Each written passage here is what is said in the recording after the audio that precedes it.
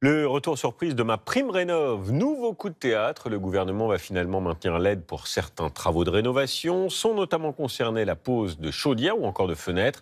Et cela alors qu'il y a quelques jours, le même gouvernement annonçait la suspension des aides pour l'été. Simon Ricotier nous explique avec David Bazier et Thierry Breton. À 28 ans, Loïc Mignard vient d'acheter son tout premier logement. Cette maison qu'il a souhaité retaper du sol au plafond. Pour ce chantier, il a bénéficié des aides MaPrimeRénov'. Heureusement qu'on a réussi à avoir les aides de MaPrimeRénov', parce que du coup, sinon... J'aurais pas pu répéter et j'aurais pas pu refaire.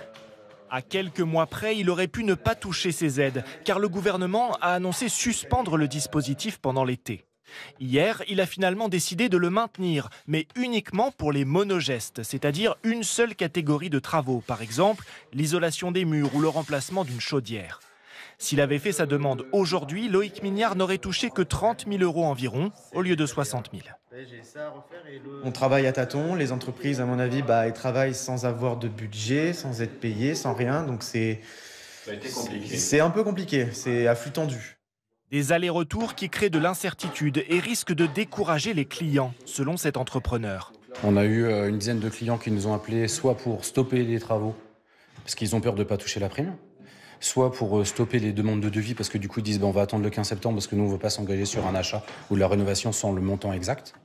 Le maintien des aides pour les monogestes est tout de même salué par la profession, qui craignait des pertes financières importantes. Les travaux monogestes, c'est-à-dire travaux par travaux, représentent 30 à 40% d'activité pour nos artisans.